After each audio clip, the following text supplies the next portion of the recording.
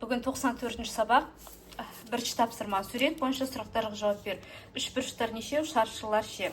Үшбұрыштар екеу, біреу, екеу. Екі үшбұрыш бар. Шаршылар біреу, екеу, үшеу, төртеу, бесеу, алтау.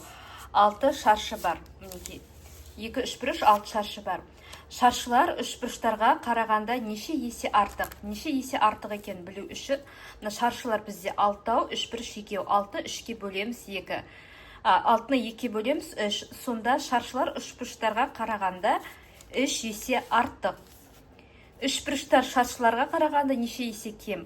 3 есе артық болса, үшбұрыштар шаршыларға қарағанда 3 есе кем. Енді қараңыздар, 6 санында 2-2-де неше рет бар екенін бөлу үшін 6-ны 2 бөлу керек. 6 бөлу 2 тең 3. Бұл теңдік шаршылардың үшбұрыштарға қарағанда 3 есе артық екенін білдіреді. Немесе керісінше үшбұрыштардың шаршыларға қарағанда 3 есе кем екенін білдіреді. Мінекей. Сонда бірінші бізде 2 үшбұрыш 6 шаршы бар. Шаршы үшбұрышқа қарағанда 3 есе артық, ал үшбұрыш шаршыға қарағанда 3 есе кем. Келесі тапсырма. Есепті шығар. Қолөнер бұйымдар көрмесінде 8 жүк аяқ және 16 сандық болды. Көрмеде қойылған сандықтар жүк аяқтарға қарағанда, мына сандық жүк аяққа қарағанда неше есе артық дейді. Неше есе артық екен білу үшін 16-ны 8-ге бөлеміз 2. Сонда сандық жүк аяққа қарағанда 2 есе артық. Мінекей екінші тапсырманы осылай орындаймыз. Суретке қарасақ, мінекей 16 сызып көрсетіп тұр, 8 оның тура жартысы, мына жағы 8 болса, демек мына жағы да 8. Сонда 2 есе артық болады. Мұны қараңыздар, мынаны міндетті түрде жаттап естен шығармаңыздар. Бір санның екінші саннан неше есе артық, немесе неше есе кем екенін білу үшін үлкен санды кіші санға бөлу қажет дейді.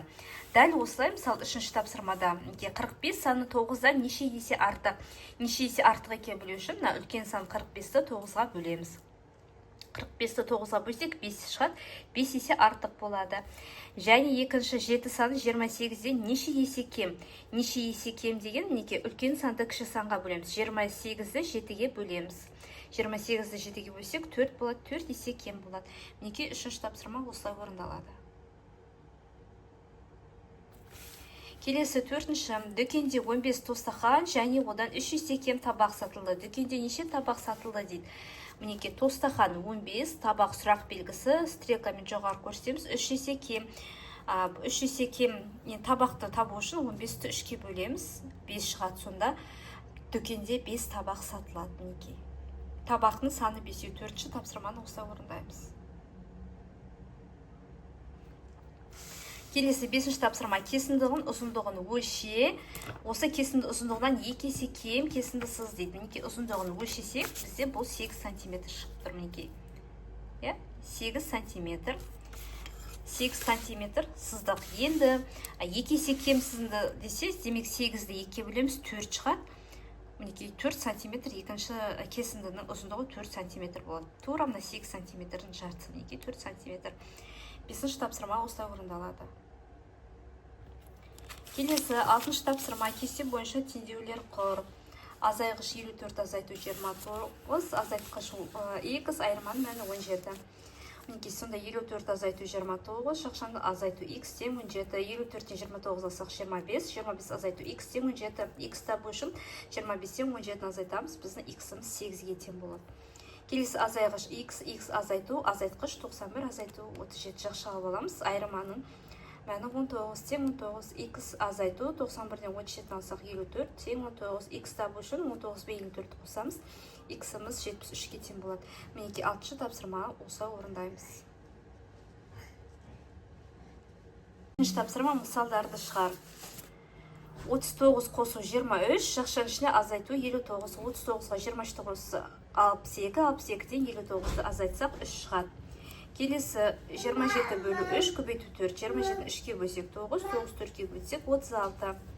50 көбейту 2 азайту 99, 50-ді 2 көбейтсек 100, 100-де 99 азайтсақ 1. 7-ші тапсырма осылай орындалады. Және соңғы тапсырма 8 есепті шығар. Дүкенде 6 ожау және 18 табақ сатылды. Дүкенде ожауға қарағанда табақ неше есе артық сатылды мінеке? Ожау 6, табақ 18. Стрелка қойып қойымыз. Неше есе артық табу үшін 18-ді 6-ға бөлеміз, 3 шығады. Сонда жауабы табақ ожауға қарағанда 3 есе артық сатылды. Достар, менің каналыма тіркеліп, видеоға лайк басуды ұмытпаңыздар.